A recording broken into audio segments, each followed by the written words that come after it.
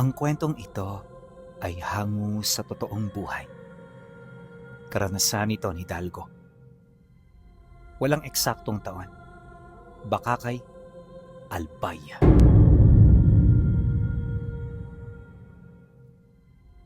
Noong mga panahong ito, dayo lang ng Bakakay si Dalgo. Kaya siya nakarating doon ay dahil sa udyok ng kaibigan.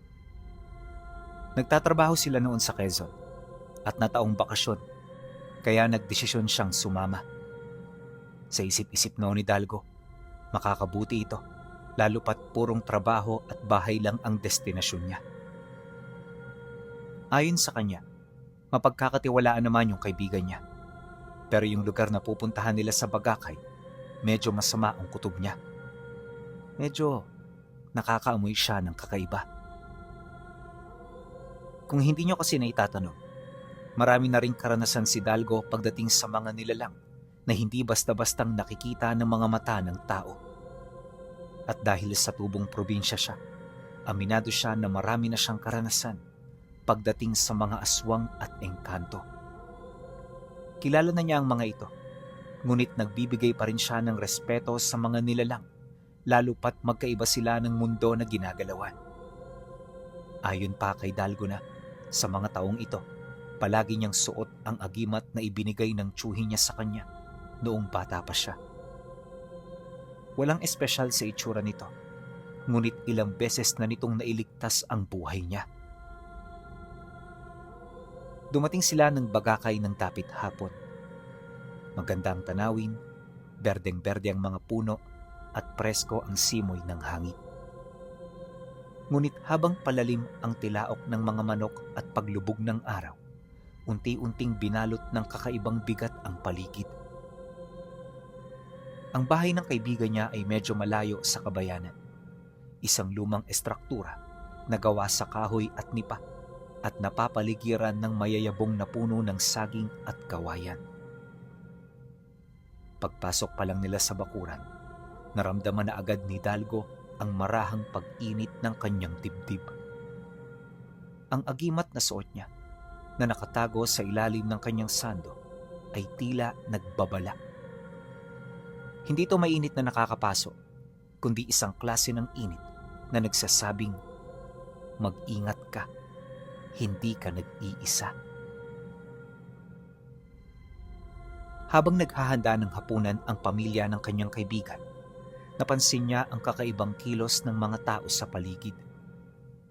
Maaga pa lang ay isinasara na ang mga bintana kahit na napakainit pa ng panahon. Ang mga aso sa labas ay hindi kumakahol ng galit, kundi umiiyak. Maliban dito, marami pang nakakapanibago sa lugar, ngunit pinili niyang ipagsawalang bahala ang lahat ng yon. Pagsapit ng tulugan, hindi siya gaanong nakapagpahinga. Nag-usap sila ng kaibigan niya hanggang sa tumungtong ang 11:00 ng gabi. Paghila nilang dalawa, kagad namang nakatulog ang kanyang kasama, dala ng matinding pagod, ngunit siya nanatiling gising. Alerto ang kanyang pakiramdam. Hindi niya mawari kung bakit, pero sa isip-isip niya nun, baka naninibago lang siya sa kanyang tulugan. Subalit ang akala niyang paninibago, ang siya palang magiging simula ng kanyang kalbaryo. Magtatagal sila ng 1 linggo sa lugar na yan, kaya pagsapit ng umaga, hindi na sila nagsayang ng panahon. Kagad silang gumala, pinuntahan ng magagandang tanawin sa lugar bago umuwi kinahapunan. Ngunit pagbalik nila ng bahay, ang mga tao sa baryo ay nakatitig na naman. Medyo naiilang na siya, kaya kinausap na niya tungkol dito ang kaibigan niya. Ernesto, ganito ba talaga ang mga tao rito kapag may dayo? Palagi nilang tinitingnan? Di ba sila naiilang? Tsaka, bakit parang nagdududa sila sa akin? Iniisip ba nila na may masama akong pakay dito? Nang marinig naman ito ni Ernesto, dali-dali naman itong tumingin sa kanya kasabay ng pagsagot nito ng, "Hindi, Dalgo. Ang mga yan ay naniniguro lang. Marami ang kasaysayan sa lugar na ito na humubog sa ganyan nilang pag-uugali. Kaya pagpasensyahan mo na lang. Matapos ang pag-uusap, batid niya na hindi siya nakontento sa sagot nito. May kung anong misteryo sa mga mata ng mga taga-baryo na hindi kayang ipaliwanag ng simpleng pagpapasensya. Ngunit dahil sa ayaw niyang maging bastos sa bisita, tumango na lamang siya at nanahimik. Kinagabihan, mas matindi ang naging reaksyon ng kanyang agimat. Pagpasok pa lang ng 8:00, nagsimula na namang mag-init ang kanyang dibdib, mas mainit kumpara sa unang araw. Habang humihilik sa banig si Ernesto at mabilis na nakatulog, si Dalgo naman ay nanatiling nakatitig sa kisaming gawas sa nipa. Katahimikan. Isang nakakabinging katahimikan ang bumalot sa buong bahay. Walang huni ng kuliglig, walang kaluskos ng mga dahon sa labas, at walang anumang normal na pagpaparamdam ng gabi at kalikasan. Eksaktong 12:00 ng gabi, narinig ni Dalgo ang isang pamilyar, ngunit nakakapangilabot na tunog. Tuk, tuk, tuk. May kung anong mabigat na bagay ang lumapag sa bubong ng bahay. Sinundan nito ng marahang kaluskos na tila may gumagapang na 4 na paa sa ibabaw ng mga nipa. Dahil sa karanasan ni Dalgo sa kanilang probinsya, alam na niya ang ibig sabihin nito. May aswang na umaaligid. Dahan-dahan niyang hinawakan ang kanyang agimat sa loob ng sando. Laking gulat niya nang mapansing ang tunog ng hayop sa bubong ay nag-iba. Imbis na lumapit sa pwesto nila Ernesto, tila nagpapalipat-lipat ito ng pwesto, tila ba naguguluhan at hindi makapasok. Ang agimat ni Dalgo ay nagsisilbi nilang proteksyon. Sa pamamagitan nito, nakakapaglikha siya ng isang hindi nakikitang bakod na humaharang sa lahat ng masasamang elemento. Ayon sa kanya, ang agimat niyang yon ay maraming gamit. Kung hindi niyo kasi naitatanong, may kakayahan itong baguhin ang kanyang abilidad, depende sa sitwasyon. Pwede itong maging armas sa pisikal na kumbate at pwedeng maging proteksyon sa espiritual na tagisan. Wala itong pangalan, subalit tinatawag ito ng kanyang ama na lagwayin. Matagal ng misteryo kay Dalgo ang pangalan ng mutya, pero ito na rin ang nakasanayan niyang itawag dito. Batid niyang naguguluhan ng nilalang sa itaas. Pilit nitong hinahanap kung nasaan ang amoy ng tao, ngunit bigo ito. Hindi naglaon, ang kalituhan ng nilalang ay dahan-dahan ng nagiging purong galit. Isang malakas na kalampag ang bumasag sa katahimikan. Hindi sa bubong, kundi mismo sa dingding ng kusina sa ibaba. Para itong tunog ng kawayan na pilit na itinutulak o binabaklas mula sa labas. Maya-maya pa, dito na nagising ang kaibigan niya, hindi dahil sa ingay, kundi dahil sa biglaang lamig ng hangin na pumasok sa loob ng bahay. Dalgo, narinig mo yun? Tanong ng kaibigan niya na halatang natatakot na. Huwag kang malikot, Ernesto. Manatili ka lang sa likod ko. Matapos niyang magwika, inilabas niya ang lagwayin mula sa kanyang sando. Sa dilim ng gabi, napansin niya na ang dating mapusyaw na kulay ng agimat ay tila nagliliwanag na ngayon ng bahagyang kulay pulang apoy. Dahil sa kakayahan nitong magbago ng anyo at silbi depende sa sitwasyon, naramdaman niya ang biglang pagbigat ng kanyang kanang kamay. Ang agimat ay hindi na lang proteksyon, handa na itong maging armas. Sumilip si Dalgo sa siwang ng bintana. Doon, sa ilalim ng liwanag ng buwan na nasasaputan ng ulap, nakita niya ang isang anyong hindi tao. Mukha itong malaking aso na may mahabang paa, ngunit ang kilos ay parang unggoy na nakasayad ang mga kamay sa lupa. Pero ang pinaka nakakatakot ay ang mga mata nito. Nanlilisik, kulay pula, at diretsyong nakatitig sa direksyon kung saan nakatayo si Dalgo. Naramdaman ng aswang na may humaharang sa kanya. Nagpakawala ito ng isang mababang ungol na nagpatindig ng balahibo ng kanyang kaibigan. Subalit hindi nagpatinag si Dalgo. Itinaas niya ang hawak na agimat at ibinulong ang salitang itinuro ng kanyang tiyuhin. Lagwayin, kalasag, at taga-usig. Biglang umihip ang isang malakas na hangin sa loob ng bahay. Ang nilalang sa labas ay tila nakatanggap ng isang hindi nakikitang sipa o hampas. Napatras ito ng ilang metro, nagpagulong-gulong sa damuhan at nagpalabas ng isang matinis na huni ng sakit na tila ba napaso sa hangin na nakapaligid sa bahay. Nang mapagtanto ng aswang na mas malakas ang kanyang katunggali, mabilis itong tumalikod at naglaho. Kasabay ng pag-alis nito ay ang unti-unting pagbaba ng init ng agimat sa kanyang dibdib.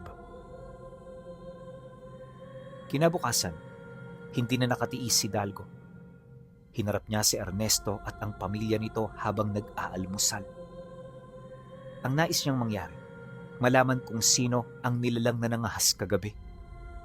Malakas ang kanyang kutob na ang taong yun ay taga-baryo at kilala lang din ng pamilya ng kaibigan niya. Subalit kahit sa ganoong kutob, hindi niya pinaghinalaan ng masama ang pamilya ng kaibigan niya. Naisip niya na baka kilala lang ng mga itong nilalang na dumalaw at hindi talaga nila kilala ng lubusan ang buo nitong pagkatao at pagkakakilanlan. Kaya niya ito binalak dahil sa kanilang pag-uusap.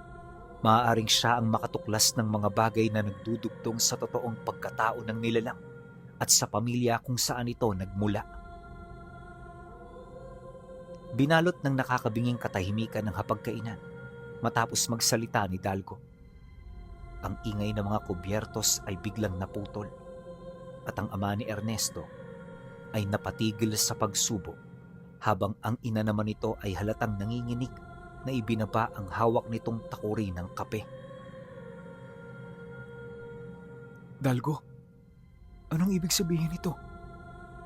Bulong ng kaibigan niya na tila natatakot na marinig ng mga kapitbahay ang kanilang pinag-uusapan. Alam ninyo kung ano ang tinutukoy ko. Hindi ordinaryong hayop yung umatake kagabi. At base sa reaksyon ng mga tao rito noong dumating ako, hindi ito ang unang pagkakataon na may nambulabog sa inyo. Sabihin niyo, sino siya? Seryosong sagot ni Dalgo habang ang kanyang kamay ay nakahawak sa kanyang agimat. Dahil sa kanyang sinabi, napabuntong hininga ang ama ni Ernesto. Inilagay niya ang dalawang kamay sa lamesa at tinitigan si Dalgo ng may halong paghanga at takot. Tama ang kutob mo. Alam ng mga tao rito na hindi ka ordinaryo. Kaya ka tinitingnan ng mga tao ay dahil baka ikaw ang sagot sa aming sumpa o kaya naman ay baka ikaw ang bagong salot. Ang nilalang na nakita mo kagabi, siya ay walang iba, kundi si Tandang Gregorio. Ayon sa ama ni Ernesto, si Tandang Gregorio ay isang matandang nag-iisa sa dulo ng riles, malapit sa kakahuyan. Noong bata pa ito, kilala itong mabait na magsasaka. Ngunit nang mamatay ang buong pamilya nito dahil sa isang misteryosong sakit, nagbago si Gregorio. Nagkulong ito sa bahay at naging madasalin sa mga itim na sining upang madugtungan ng sariling buhay at makapaghiganti sa mundo. Ang akala nga namin chismis lang eh. Pero nitong mga nakaraang buwan, pabalik-balik ang sakit ng mga hayop dito. May mga nawawalang biig at ang mga buntis sa kabilang baryo biglang nakukunan. Noong nakaraang linggo, may nakita ang mga tanod na malaking aso na lumundag mula sa bubong ni Aling Maria. Doon namin napatunayan na aswang nga si Tandang Gregorio. Singit naman ng kaibigan niya. Kung alam pala ninyo, bakit hindi ninyo itaboy o sunugin yung bahay? Hindi yung ganong kadali, Dalgo. Kapag umaga, normal siyang tao. Marami siyang kamag-anak sa bayan na may kapangyarihan sa gobyerno. Kapag ginalaw namin siya ng walang ebidensya, kami ang makukulong. Bukod dun, natatakot ang mga tao na balikan sila kapag nabigo silang patayin ito. Naintindihan ni Dalgo ang sitwasyon. Mamayang gabi, Tsak na babalik yon. At hindi na lang pagkain ng pakay niya. Ako na ang gusto niyang patayin. Gusto kong ihanda niyo ang mga sumusunod. Bawang, asin, at luya sa bawat bintana at upuan. Huwag na huwag kayong lalabas ng bahay kahit anong marinig ninyo. Teka lang, paano ka naman, Dalgo? Bisita kita eh. Nang marinig niya ito, pinakita niya ang lagwayen mula sa kanyang sando. Ang agimat ay hindi na mapusyaw. Meron na itong mga ugat-ugat na kulay itim at pula. Tila ba natutuwa sa paparating na labanan.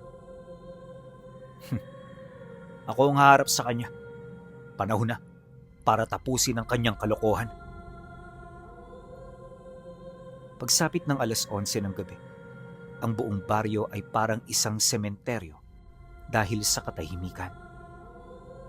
Walang kahit isang ilaw ang nakabukas sa mga kabahayan. Si Dalgo ay nakaupo sa isang tuod ng kawayan sa gitna ng bakuran. Ang kanyang kamay ay nakasara, mahigpit na nakahawak sa nag-aalab na lagwayin. Eksaktong 12:00, hindi na siya nakarinig ng anumang ingay sa bubong.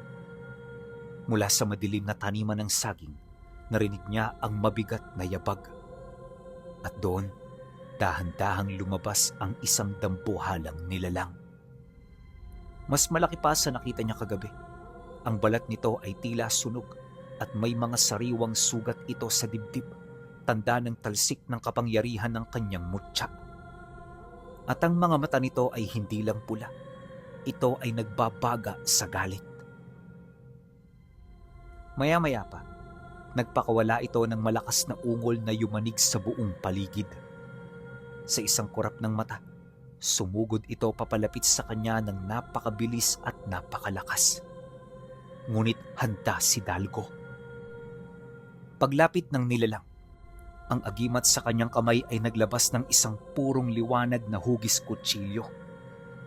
Pag-unday niya ng saksak, kagad siyang umiwas sa atake nito hanggang sa maitarak na niya ang dulo ng armas sa balikat ng nilalang. Paghugot niya sa kanyang sandata, rinig na rinig niya ang tunog ng laman nito na parabang napapasong karne. Ang aswang ay napasigaw ng huni ng isang naghihingalong hayop at tao. Gayunpaman, hindi ito sapat upang mapahina siya nito ng husto.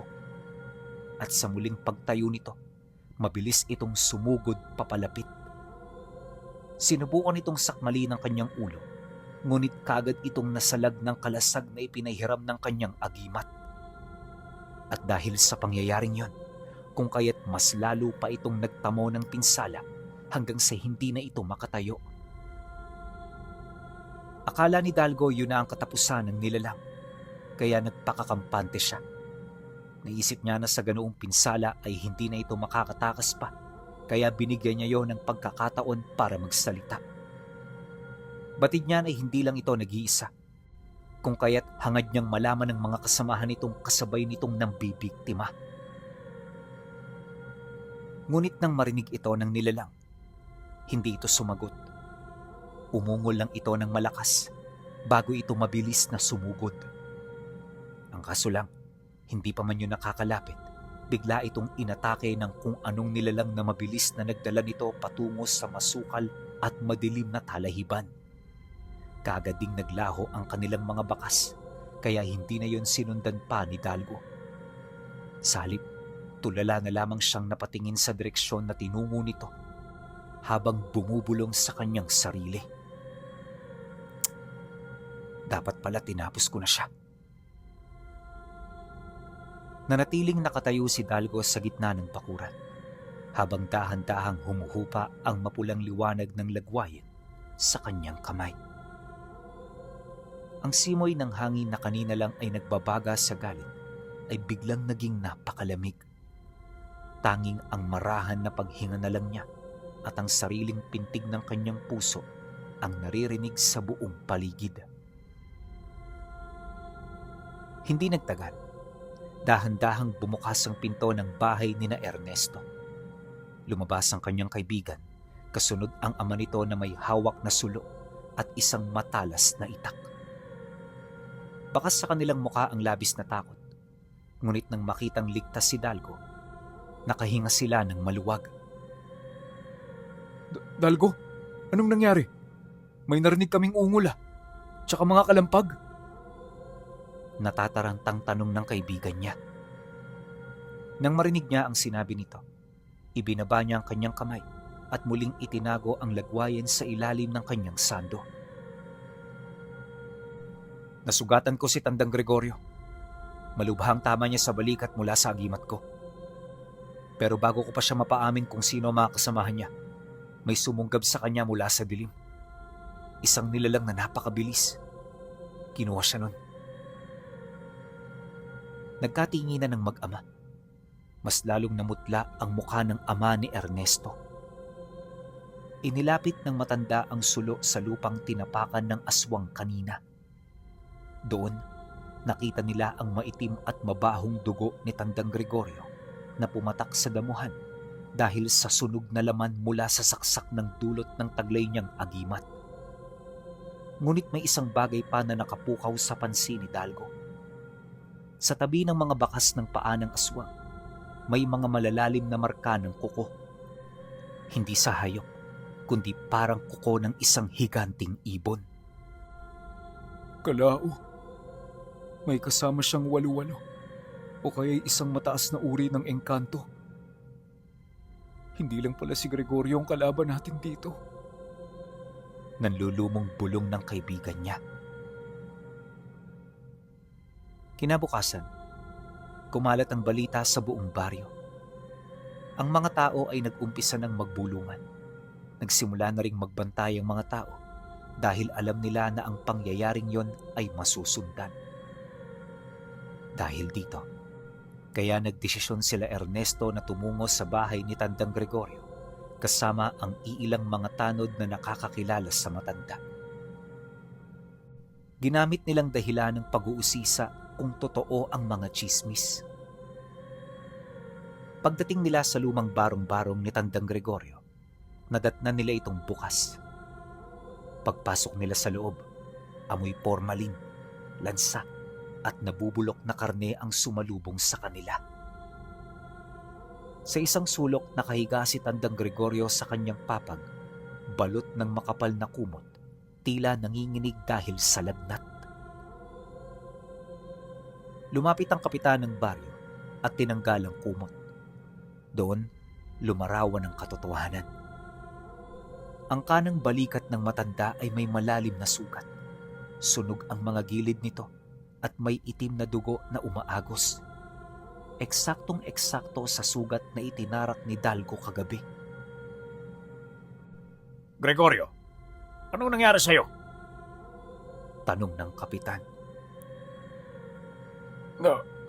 Na-aksidente ako sa bukid. Sumabit sa matalas na kawayan.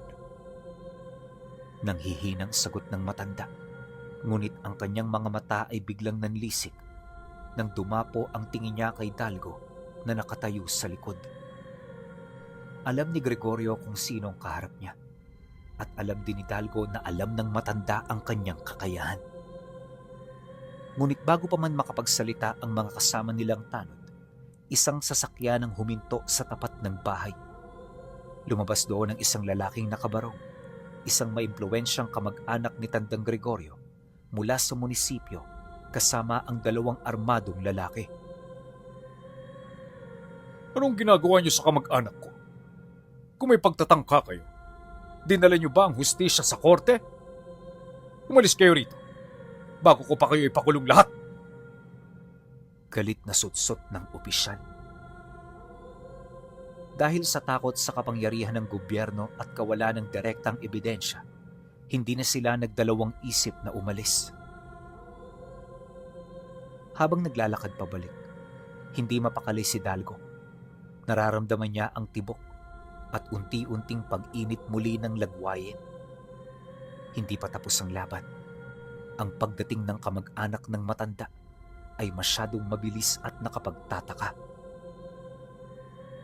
Dalgo, aalis na tayo rito bukas, di ba? Tapos na ang bakasyon natin. Nang marinig niya ang sinabi ng kanyang kaibigan, kagad siya ritong humarap na may seryosong mukha.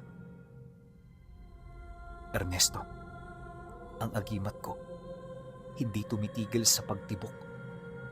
Ibig sabihin, ang panganib ay hindi lang kay Tandang Gregorio. Ang proteksyon na ibinigay ko sa bahay ninyo kagabi gamit ang asin at bawang ay pansamantala lang. Kung alis ako nang hindi natatapos ito, kayo ng pamilya mong babalikan nila. Ha? Anong ibig mong sabihin? Ang sumagip kay Gregorio kagabi, hindi yun basta hayop. At ang kamag-anak niya na dumating ngayon, may kakaiba sa amoy niya. Amoy lupa siya, Ernesto. Amoy patay. Napatigil si Ernesto sa paglalakad. Napagtanto niya na ang kanilang pinuntahang bakasyon ay naging isang digmaan sa pagitan ng mga nilalang na nasa magkaibang panig. Aminado rin ito na malaking panganib ang tinutukoy ng kaibigan niya, kaya hindi niya maiwasang makaramdam ng takot at pangamba. Nang sumapit ang huling gabi, hindi niya na hinintay na ang aswang ang pumunta sa kanila. Nag-iwan siya ng matinding depensa sa bahay ni na Ernesto gamit ang mga orasyon at mga natural na pangtaboy. Mag-isa siyang naglakad patungo sa dulo ng riles, bit-bit ang lagwayin. Ang buwan ay bilog na, nagbibigay ng maputlang liwanag sa riles na tila walang katapusan. Pagdating niya sa tapat ng bahay ni Tandang Gregorio, wala na ang sasakyan. Ang buong paligid ay nababalutan ng makapal na hamog at mula sa madilim na kakahuyan, lumabas ang 3 tao. Sa gitna ay si Tandang Gregorio, na ngayon ay hindi na mukhang matandang may sakit, kundi isang nagbabagong anyong halimaw na punong-puno ng galit. Sa kanyang kaliwayang opisyal na nakabarong, ngunit ang mukha nito ay kalahating tao at kalahating tuko, at sa kanan naman ay isang higanting itim na ibon na may mukha ng umiiyak na sanggol. Yon ang kalaw na sumagip kay Gregorio. Dayo, masyadong malaki ang pinsalang nagawa mo. Pangas ka. At dahil dyan sa kapangahasan mo, mamamatay ka. Wika ng opisyal. Ngunit sa halip na matakot, si Dalgo ay napangiti ng bahagya. Hindi siya nasindak sa mga nilalang at ipinakita niya sa mga ito kung sino siya. Paghugot niya ng agimat sa ilalim ng kanyang damit, ang lagwayin ay nagliyab ng kulay pula. Ang agimat ay tuluyang nagbago, naging isang tila totoong itim na balaraw na may nakaukit na kumikinang na gintong letra.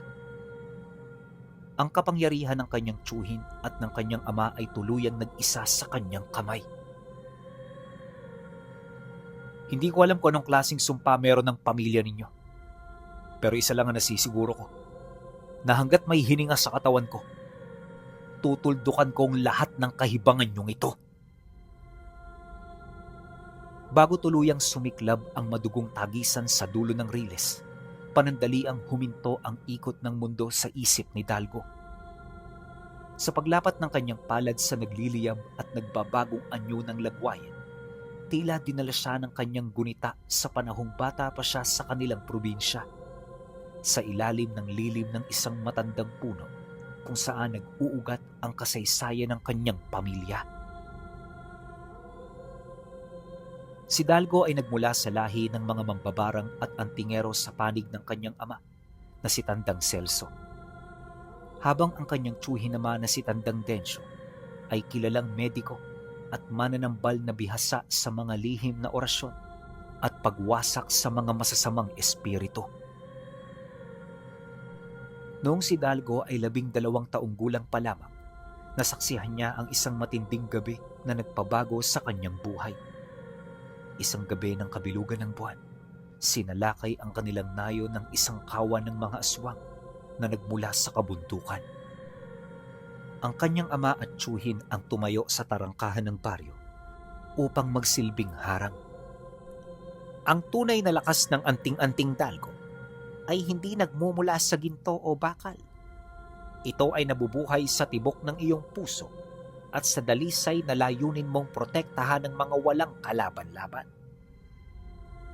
Wika ng kanyang tiyuhin habang isinasabit sa leeg ng batang Dalgo ang isang mapusyaw at tila ordinaryong bato na nakatali sa itim na pisi. Ang mutya ng lagwayin. Sa gabing yon, nakita niya kung papaano nagtulungan ng dalawang matanda. Ang kanyang ama, gamit ang pisikal na sandata na pinasukan ng mutya, ay nakipagtagisan ng lakas sa pinuno ng mga aswang. Samantala ang kanyang tiyo Densyo naman ay walang humpay sa pag-awit ng mga sagradong orasyon na lumilikha ng isang hindi nakikitang kalasag na pumapaso sa balat ng mga kalaban sa tuwing sila ay lalapit. Nang mag-agaw ang dilim at liwanag, nagwagi ang kanyang ama at tiyuhin, ngunit alam nilang hindi pa roon nagtatapos ang laban ng kanilang lahi. Bago pumanaw ang kanyang ama makalipas ang 3 taon, iniwan nito ang huling habilin. Ang lagwayan ay may sariling isip, anak. Tinawag itong lagwayan dahil kaya nitong lumagway o umabot sa magkaibang mundo, ang pisikal at ang espiritual. Kung ang kalaban mo ay laman, ito ay magiging talim. Kung ang kalaban mo ay sumpa, ito ay magiging liwanag at kalasag. Gamitin mo ito sa tamang panahon. Matapos niya itong maalala, ang gunita ay naputol ng pakawala ng opisyal na may mukhang tuko, ang isang matinis na halakhak. Ang matinding init ng lagwaye na naging isang ganap na itim na balaraw na may gintong titik ay nagpabalik kay Dalgo sa realidad. Nakahanda na ang 3 kalaban. Si Tandang Gregorio na naglalaway sa galit, ang opisyal na unti-unting tinatakpa ng kaliskis ng tuko ang buong leeg at muka, at ang dambuhalang Kalaw na may mukhang umiiyak na sanggol. Hindi ko alam kung anong klaseng sumpa meron ng pamilya ninyo. Pero isa lang ang nasisiguro ko, na hanggat may hininga sa katawan ko, tutuldukan ko ang lahat ng kahibangan ninyong ito! Pag-ulit ni Dalgo sa kanyang unang sinabi, sabay lundag patungo sa mga ito. Nang masipat naman siya ni Tandang Gregorio, buong lakas na rin itong sumugod. Kahit may sugat sa balikat, pinalakas siya ng itim na esensya na sinisip-sip niya mula sa lupa. Akma niyang sasakali ng dibdib ni Dalgo gamit ang matatalas na kuko, ngunit mabilis na itinaas ni Dalgo ang kanyang kaliwang kamay. Ang lagwayin ay nagpalabas ng kalasag ng liwanag, dahilan para hindi makausad ang kanyang kalaban. Pagtalbog ni Gregorio, umusok ang mga kamay nito na tila na itampal sa nagbabagang bakal. Mula sa likod, dahil sa pangyayaring yon, dito na nagkaroon ng pagkakataon ang iba pa nitong mga kasama. Mula sa likod, humaba ang dila ng opisyal, tila isang latigo na may lason na nakatutok sa leeg ni Dalgo. Pero dahil sa talas ng pakiramdam na hiram sa kanyang ama, madali niya itong nailagan sa pamamagitan ng pag-ikot sa ere. Habang pababa, iwinasiwas niya ang itim na balaraw. Isang gintong guhit ng enerhiya ang tumalsik mula sa talim at humati sa dila nito. Dahil sa pangyayari, biglang napasigaw ang opisyal habang bumubulwak ang napakaraming dugo mula sa loob ng kanyang bibig. Galit na galit itong inuutusan ng iba pa nitong mga kasama sa pagbabakasakaling may paghihiganti siya nito sa lalong madaling panahon. Maya-maya pa, dito na kumilos ang malaking ibon. Mabilis nitong pinagaspas ang pakpak nito na siya namang nagdulot ng maliit na ipo-ipo. Hindi ito gaanong kalakihan, pero napakalakas ng puwersa nito. Ang iyak ng sanggol mula sa mukha nito ay naging isang nakakabinging tili na nakakaparalisa ng utak. Naramdaman ni Dalgo na nanghina ang kanyang mga tuhod. doon niya napagtanto na ang tili ay parang isang uri ng kulam. "Lagwayan, duminig ka." Pabulong na orasyon ni Dalgo habang isinasaksak ang balaraw sa lupa upang magsilbing angkla. Ang mga gintong letra sa talim ay kuminang ng mas maliwanag. Isang mainit na enerhiya ang dumaloy sa kanyang katawan. Nilalabanan ang paralisang dulot ng kalaw. Sa isang mabilis na desisyon, hinugod niya ang balaraw at buong lakas itong inihagis patungo sa itaas, direkta sa dibdib ng lumilipad na halimaw.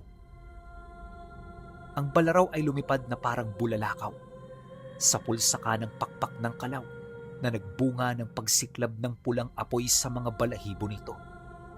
Ang ibon ay bumagsak sa lupa, nagpupumiglas at umiiyak na parang tunay na sanggol na nasusunog. Habang abala ang kalaw at sugatan ng opisyal, napansin ni Dalgo si Tandang Gregorio ay sumusugod muli para sa isang huling desperadong atake. Ngunit sa pagkakataong ito, hindi na nagpakakampante si Dalgo. Naalala niya ang kanyang bulong kagabi. Dapat pala, tinapos ko na siya. Dahil dito, kaya pagbalik ng balaraw sa kanyang kamay, kagad niyang sinalubong ang tumatakbong aswang. At sa isang suwabing atake, pinalusot niya ang talim sa ilalim ng panga hanggang sa bumao nito sa utak ng matanda. Matapos ang pangyayari, nanlaki ang mga mata ng nilalang.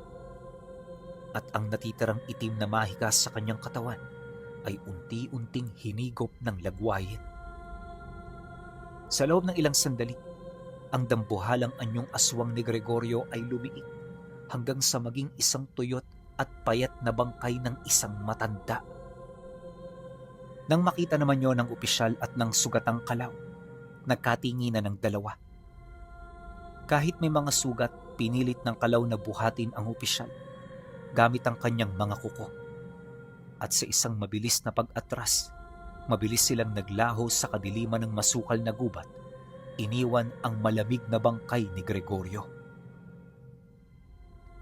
At pagkatapos nito, hingal na napaluhod si Dalgo Sariles habang ang lagwayin ay dahan-dahang bumabalik sa pagiging isang ordinaryo, mapusyaw na bato sa kanyang palad. Ang hamog ay unti-unting napawi at sa silangan, nagsimula ng mamula ang langit, hudyat ng pagdating ng umaga. Pagbalik niya sa bahay ng kaibigan niya, nadatnan niya ang pamilya na ligtas sa loob ng bilog ng asin at bawang. Nang makita siya ng mga ito, dali-dali itong lumapit at nagtanong. At doon, nalaman ng pamilya ang naging kinahinatnan ng misyon. Sabay-sabay na nagsiiyakan ng mga ito habang taus-pusong nagpapasalamat sa kanya.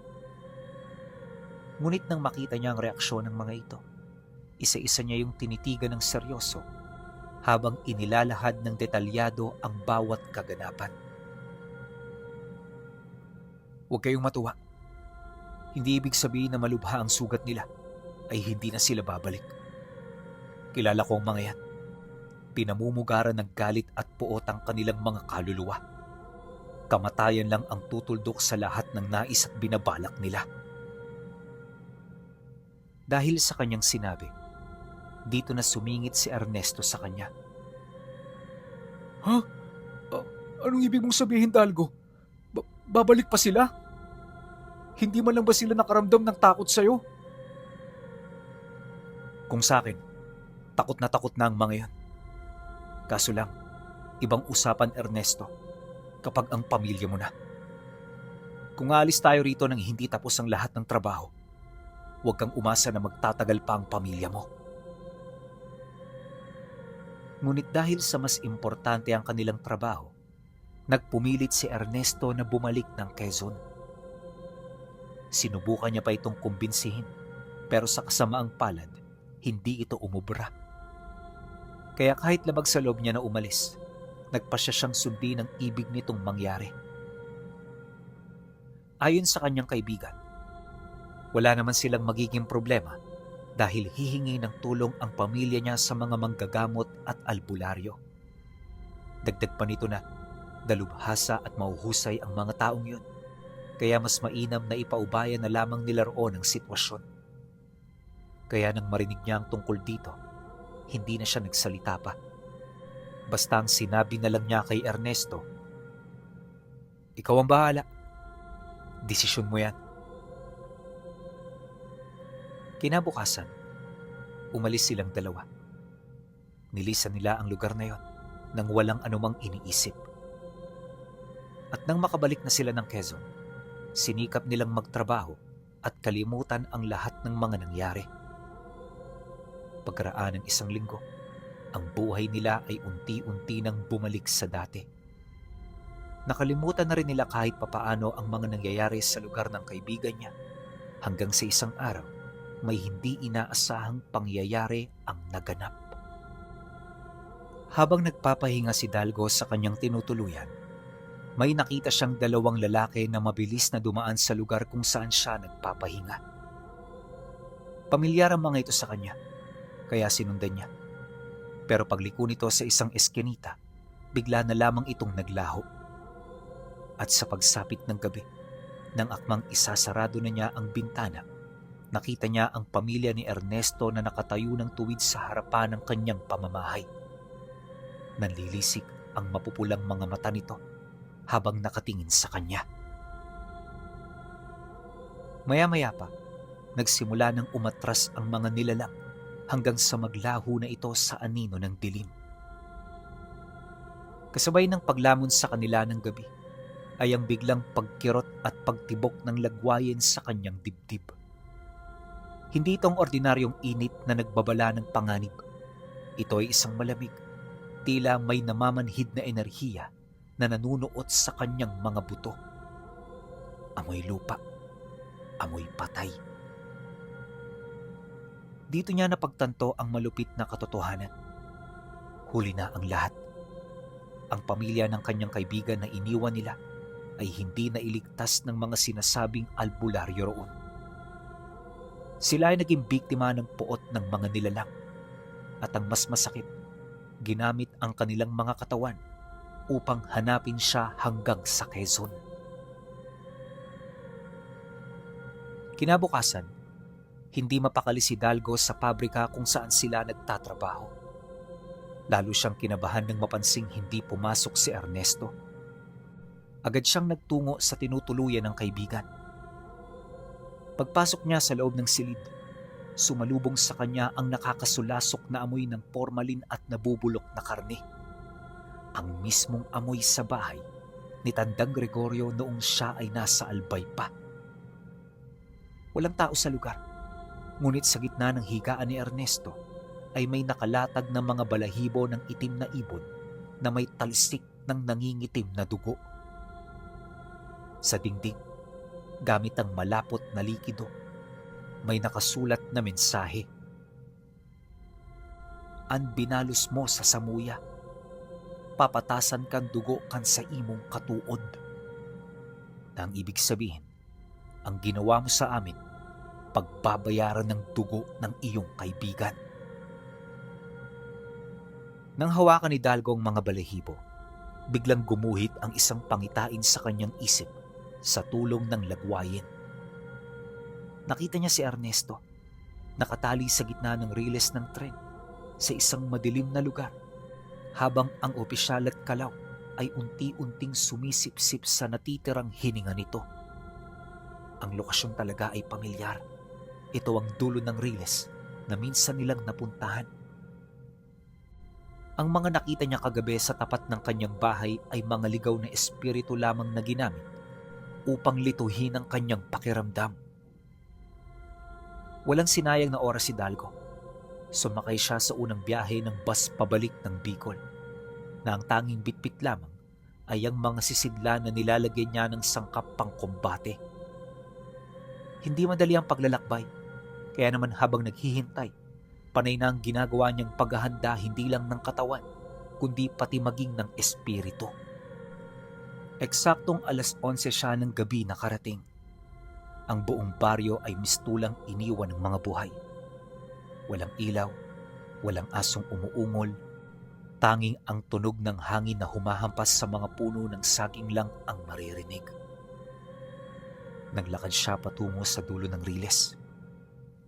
Doon, sa ilalim ng madugong kulay ng buwan, naghihintay ang dalawang natitirang halimaw.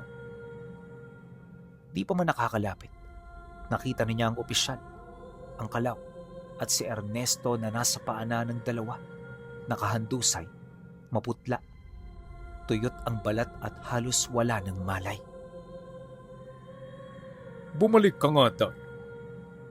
Iniisip mo bang matatapos mo kami sa isang pagtutuos lang? Ang sumpa ng aming pamilya ay mas matanda pa sa agimat na hawak mo. At wala kang ideya kung sino ang mga Panginoon na aming sinusunod. Hindi maganda ang pinasok mong gulo. Sa oras na malaman ito ng aming mga nakatatanda, magiging wakas ito hindi lang ng buhay mo, kundi lahat ng mga kadugo mong may kaugnayan sa iyo. Nang marinig ni Dalgo ang sinabi ng opisyal, isang pangitain ang nagpumilit magsumiksik sa kanyang isipan. At ang mga pangitain yon ay tungkol sa mga nilalang na may itim na pakpak at mga maskara ng demonyo. 3 bilang ng mga ito, at bawat isa sa kanila nagtatangan ng kapangyarihan na hindi niya maunawaan. Matapos niya itong makita, ang kanyang wisyo ay muling hinila pabalik sa realidad. Sa gitna ng dulo ng riles, naramdaman ni Dalgo ang marahas na pagbuhos ng malamig na pawis sa kanyang likod. Ang pangitaing pumasok sa kanyang isip, ang 3 figurang may itim na pakpak at nakamaskara ng demonyo ay hindi lamang isang babala. Ito, ang mga Panginoon na binabanggit ng opisyal, ang mga totoong pinagmumula ng itim na sining sa lalawigang yun. Ngunit bago niya isipin ang mas matataas na pinuno, kailangan muna niyang iligtas si Ernesto at tapusin ang 2 halimaw na nasa harapan niya. Nagsimulang umusal ng orasyon si Dalgo habang dahan-dahang hinuhugot ang lagwayin mula sa kanyang damit. Ang agimat ay hindi nagliyab ng ordinaryong pulang apoy. Ang kulay nito ngayon ay naging purong ginto na binalot ng itim na usok. Ang balaraw sa kanyang kamay ay naging mas mabigat at mas malakas, handang uminom ng maruming dugo. Lagwayin! Lumagpas ka sa tabi ng dagat. Ang dugo ng nagtatanggol ay maging lason sa masasama! Sigaw ni Dalgo. Nang marinig ng opisyal ang kanyang orasyon, kagad na itong sumugod, at ang natitirang bahagi ng kanyang dila na hinati ni Dalgo noong nakaraan ay pinalitan ng 3 mas maliliit at mas matatalas na galamay na bumubuga ng berdeng lason. Kasabay nito, ang higanteng Kalaw ay pumagaspas pa itaas. Dala ang nakakabinging tili ng sanggol na nagpabilis sa ikot ng hamog sa paligid. Nang makita ito ni Dalgo, mabilis niya itong iniwasan. Gumulong siya sa riles at sa pagtayo niya, hinarap niya ang Kalaw na mabilis na bumubulusok hanggang sa sila'y magpang-abot. Sa galit ng Kalaw, minaliit siya nito ng labis na hindi man lang iniisip ang iba pang abilidad ng agimat na tangan niya. Pagkaraan ng ilang minutong pagbubuno nilang dalawa, biglang nakaramdam ng pagkasindak ang nilalang nang makita siya nitong pangiti-ngiti habang nakikipaglaban. At sa isang kisap mata, ang oras at ang mismong realidad ay napansin ng nilalang na dahan-dahan ang nagbabago. Maya-maya pa, nandilim ang paningin ng Kalaw, kung saan ang tanging nararamdaman na lamang nito ay ang malamig na tinig ni Dalgo. Ang hindi alam ng nilalang na hindi pa yon ang sukdulang abilidad ng lagwayin. Sa isang kurap ng mata, bago pa man makahalata ang Kalaw, umahon mula sa ilalim ng lupa ang mga liwanag na sibat na mabilis na tumarak sa katawan nito hanggang sa ang nilalang ay mawala ng buhay. Kagad itong naglabas ng itim na likido hanggang sa ang katawan nito ay matunaw at kumalat sa lupa. Nang buto na lamang ang natira sa harapan niya, gumuho ang Kalaw hanggang sa wala na ritong natira. At nang makita ito ng opisyal, matinding takot at pagkasindak ang kanyang naramdaman. Hindi niya sukat akalain na mapapaslang na lamang ng ganong kadali ang alaga niya. Gayunpaman, sa halip na ikasindak ito ng nilalang, tila bang mas lalo pa itong nagkaroon ng lakas ng loob. Walang sabi-sabi, bigla itong umatungal ng buong lakas bago ito sumugod. Mabilis itong gumapang sa riles. Isang kakaiba at mabilis na pagkilos na halos hindi masundan ng mata. Sa bilis nitong sumugod, hinampas ng opisyal ang kanyang dambuhalang buntot patungo sa direksyon ni Dalgo. Nabigla si Dalgo sa lakas ng puwersa, kaya't bagamat naharang niya ito gamit ang braso, tumalsik pa rin siya ng ilang metro at bumagsak sa matitigas na bato ng riles. Lasang kalawang ang dugong umagos sa labi niya. Habang pilit siyang bumabangon, nakita niyang sumusugod na naman ang halimaw. Nakabuka ang malaking bibig na bumubuga ng malapot na lasong umuusok sa talahiban. Dalgo, bumangon ka. Huwag kang magpapatalo. Tila isang pamilyar na bulong mula sa alaala ng kanyang tiyo Densyo ang umalingaw-ngaw sa kanyang isip. Nang marinig niya ito, kagad na hinawakan ni Dalgo ang lagwayin na nakabaon sa kanyang palad. Naramdaman niya ang mabilis na tibok nito na tila sumasabay sa galit ng kanyang puso. Sa pagkakataong ito, hindi niya pwedeng patagalin ang laban. Naghihingalo na si Ernesto sa gilid at bawat segundong lumilipas ay hininga ng kaibigan niya ang nababawas. Itinaas ni Dalgo ang itim na balaraw na may nagniningning na gintong titik at isinigaw ang pinakahuling orasyon na itinuro sa kanya. Lagwayin! Tapusin ang sumpa! Buwagin ang itim na lahi! Sa ngalan ng dugong tagapagtanggol, maging hatol ka! Ang itim na usok na nakabalot sa balaraw ay biglang naging purong gintong apoy. Sa pagbaba ng halimaw upang siya ay sakmalin, hindi umiwas si Dalgo. Sinalubong niya ang sargo ng pag-atake nito. Ginamit niya ang natitirang lakas upang iwasan ang mga matatalas na kuko nito at doon pinalusot niya ang kanyang katawan sa ilalim ng halimaw bago buong lakas na itinarak ang nagniningning na balaraw sa mismong tapat ng puso nito. Isang nakakabinging tili ng paghihirap ang pinakawala ng nilalang. Ang gintong liwanag mula sa lagwayan ay gumapang sa loob ng mga kaliskis nito na tila sinusunog ang bawat ugat at itim na mahika na nagpapatakbo sa katawan ng halimaw. Mula sa loob ng bibig nito ay lumabas ang purong liwanag hanggang sa tuluyan na itong sumabog at maging abo na tinangay ng hangin ng gabi. Nang mawala ang opisyal, kagad na tumakbo si Dalgo patungo sa kinaroroonan ni Ernesto. Mabilis niyang kinuha ang lagwayan na bumalik na sa pagiging mapusyaw na bato at ipinatong ito sa dibdib ng kanyang kaibigan. Umusal siya ng maikling dasal ng paggaling. Ilang sandali pa, unti-unting nagbalik ang kulay sa balat ni Ernesto. Huminga ito ng malalim at dahan-dahang idinilat ang mga mata. Dalgo? Nasaan na tayo? Pabulong ni Ernesto. Halatang mahina pa, ngunit ligtas na sa bingit ng kamatayan. Ligtas ka na, kaibigan. Tapos na ang laban dito. Ngunit habang inaalalayan niya si Ernesto, napalingon si Dalgo sa madilim at masukal na kagubatan sa unahang bahagi ng riles. Alam niya sa kanyang sarili na hindi pa roon nagtatapos ang lahat. Ang pangitain tungkol sa tatlong figurang may itim na pakpak at maskara ng demonyo ay nanatiling nakaukit sa kanyang isipan. Pinulot niya ang lagwayan at ibinalik sa loob ng kanyang damit. Ang mutya ay nanatiling malamig sa kanyang dibdib, isang hudyat na pansamantala lamang ang katahimikan. Ngunit ang digmaan laban sa mga totoong Panginoon ng kadiliman ay nagsisimula pa lamang. Pagkaraan ng ilang oras, nakarating na sila sa abandonadong bahay ng kaibigan niya. Nang makita ito ni Ernesto, ramdam niya ang pagkadurog ng puso nito.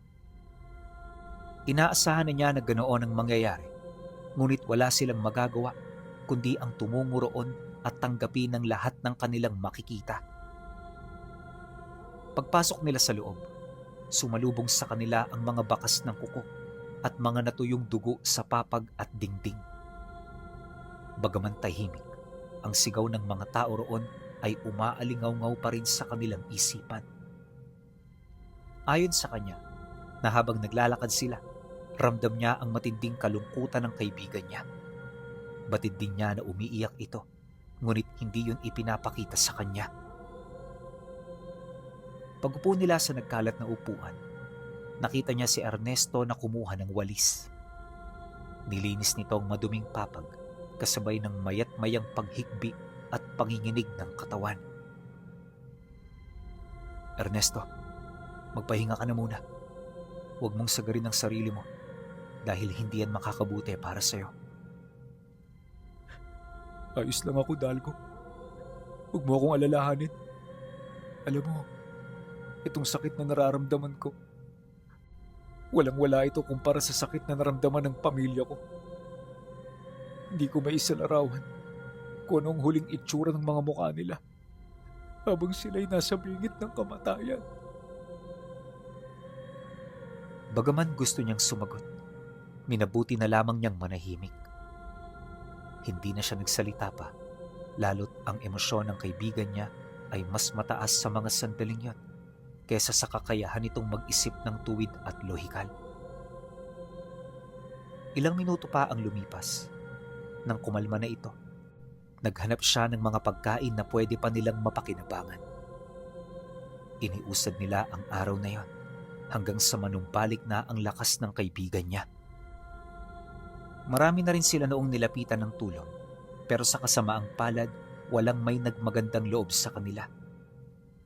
Hindi na rin sila nakahanap ng manggagamot na makakatulong dahil karamihan sa mga ito ay namatay na o hindi naman kaya'y nagsilayas na sa lugar na yon upang isalba ang kanilang mga sarili. Inaasahan naman ito ni Dalgo, lalo pat hindi may pagkakaila na makapangyarihan ang kanilang mga kalaban. Pagtungtong ng hapon ng ikatlong araw, dito na sila nagkausap ukol sa mga susunod nilang gagawin. Naitanong na rin sa kanya ni Ernesto kung tunay bang nabigyan na nila ng hustisya ang pagkawala ng mga magulang niya. Gustuhin man noon ni Dalgo na magsinungaling, pinili niyang maging tapat dito. Totoong na ipaghiganti na natin sila, Ernesto. Pero ang pagkamatay nila Gregorio ay simula pa lang. May mga nilalang pa na mas mataas ang katungkulan sa kanila. Sa ngayon nananatiling buhay at malakas sa mga yon. Kung gusto nating makuha ang hustisya na hinahangad ng mga biktima, kailangan natin silang wakasan. Itutuloy natin ang laban, Ernesto. Pero wag dito. Alam ng mga Panginoon nila na tayo'y nandito. At kung mananatili tayo, madali nila tayong mabibitag gamit ang mga kahinaan mo. At saan mo naman balak ituloy ang laban, Dalgo? Babalik tayo ng Quezon. Doon natin itutuloy ang laban. Pero bago natin gawin yan, may kinakailangan muna akong trabahuhin. Hindi na inilahad ni Dalgo ang kanyang layunin, pero sa isip-isip niya, para matibag ang mga kalaban nila, kinakailangan niya itong maunahan. At magagawa niya lamang ito sa pamamagitan ng pagpatay sa mga batang nakaugnay sa lahi. Alam niya na sa oras na may sakatuparan niya ito, imposibleng hindi sumunod sa kanila ang mga aswang patungo sa probinsya ng Quezon. Sa loob ng 3 araw pinuno, nilibot at inalam ni Dalgo ang bawat impormasyong may ugnayan sa mga nilalang na ito. Marami siyang pinagdaan ng gulo bago niya nakuha ang mga karampatang detalye na kanyang hinahangad. At nung makuha niya ito, tsaka siya kumilos. Isang gabi, kung saan nagtatago ang liwanag ng buwan, kanyang isinagawa ang kanyang pagsalakay. Natiktikan niya ang lugar ng mga kalaban at alam niya kung saan siya susuot. Madali siyang nakalapit sa lugar ng mga ito. Nalagpasan niya ng walang kahirap-hirap ang mga bantay at higit sa lahat, nagawa niyang makapasok sa mga tahanan na kanyang minamanmanan. Pagdating niya roon, kaagad niyang pinatay ang mga bata na kanyang nakita. Pinugutan ng ulo ang mga kababaihan at itinarak sa mga kawayan na nasa loob ng bahay ang bawat katawan ng kalalakihan na kanyang napaslang. Pagkatapos nito, tsaka siya nagmadaling tumakas. At habang papatakas, dito niya nakita ang mga nilalang na matagal na niyang naaaninag sa kanyang pangitain.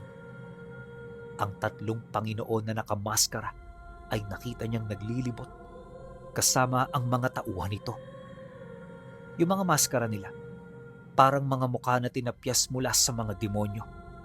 Kakaiba rin ang hugis ng kanilang mga katawan at sa lahat ng nakatira roon, sila lamang ang may tindig at mabigat na presensya. Matapos niya itong makita, nagmamadali siyang umalis. Batid niya na naramdaman siya nito, ngunit hindi nito matukoy ang kanyang kinaroroonan. At nang makabalik na siya sa kanilang tahanan, tsaka sila naghanda ng mga gamit at nagbantay upang makasiguro na may iraraos nila ang gabing yon. Pagputok ng bukang liwayway, kagad silang umalis. Hindi na muna nila pinag-usapan ang mga ginawa niya kahit ang kanyang kaibigan ay takang-taka na. Gabi na nang makabalik sila ng Quezon. Ngunit sa halip na makahinga ng maluwag, pakiramdam nila ay para silang sinasakal ng isang mabigat na enerhiya. Si Ernesto, bagaman takot na takot, hindi niya pinayagang maghari sa kanyang puso ang sindak at takot sa mga nilalang. Pilit niya itong nilabanan, nakalaunay naging daan upang makahinga na siya ng maluwag dulot ng pagkapanatag. Ilang araw ang lumipas, sinubukan nilang bumalik sa kani-kanilang mga trabaho.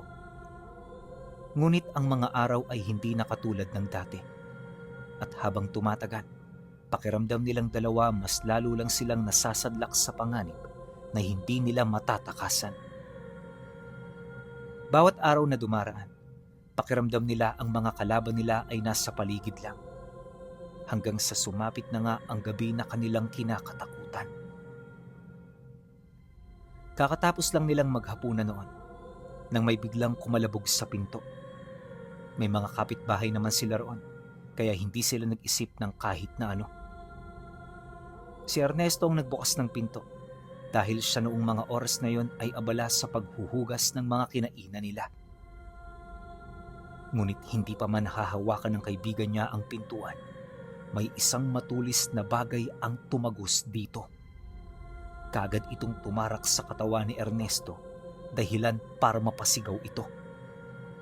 At nang marinig niya ang sigaw na yon, dali-dali siyang tumungo roon. Subalit di pa man siya nakakalapit, isang matangkad na nilalang ang bumungad sa kanya. Maputi ang balat nito, wala itong buhok sa ulo, at sa halip na kamay at paa, purong matutulis na buto ang nagsisilbing galamay nito. May malaki ring bunganga ang nilalang, at sa itsura nito parang hindi ito basta-bastang mapapaslang. Nung makita niya ang nilalang na yon, sa kauna-unahang pagkakataon nakaramdam siya ng takot. Batid niya na nasa ibang antas ito, at kung makikipaglaban siya rito, hindi malabong mapaslang siya nito. Kaya sa halip na tulungan ng kanyang kaibigan, minabuti niyang magtago at umaktong walang narinig. Nagtagal ng ilang minutong paghingi nito ng tulong sa kanya bago sinakmal ng nilalang ang ulo nito. Pagkatapos nun tsaka ito umalis sa kadahilanang naitago na ni Dalgo ang kanyang presensya. Inakala ng nilalang na nag-iisa lamang si Ernesto sa bahay, kaya hindi na ito naghalughug pa. Pag-alis nito, nakita niya itong naglahong parang bula sa kadiliman. Ni hindi man lang ito nakita ng mga taong dumaraan, at ang mas masaklap pa, parang walang narinig yung mga kapitbahay nila. Matapos ang mga pangyayari, yung tapang at lakas niya, ay dahan-dahang naglaho. Aminado siya noong mga sandaling yon na naging kampante siya at hindi man lang inisip ang kakayahan ng mga kalaban nila. Gayunpaman labis-labis pa rin siyang nagpapasalamat sa kadahilan ng hindi siya nito nasilayan. Kinabukasan, di na siya nagdalawang isip na umalis. Kaagad niyang tinalikuran ng trabaho niya at umuwi siya sa kanilang probinsya. Aminado si Dalgo na may kapangyarihan ang nilalang na yun sa bayan, kaya kung siya ay magtatagal, hindi malabong madiskubre nito ang kanyang presensya. Nang mapagtanto niya ito, nagmamadali siyang umalis. Pag-uwi niya sa kanilang probinsya, inilahad niya sa kanyang mga kadugo ang mga nangyari. Di naman siya nito tinalikuran at sa halip na pagalitan, tinulungan nila si Dalgo sa abot ng kanilang makakaya. Isang buwan nang lumipas, naging maayos at komportable na ang kanyang bahay. Malayo na siya sa panganib, ngunit ang kanyang isipan ay nakatali pa rin sa lugar na minsan niyang napuntahan. Naniniwala rin siya na ang nilalang na nakita niya noong gabi ay patuloy pa rin siyang hinahanap. At dahil sa kwentong ito, binigyan siya ng bansag ng iba niyang mga kamag-anak na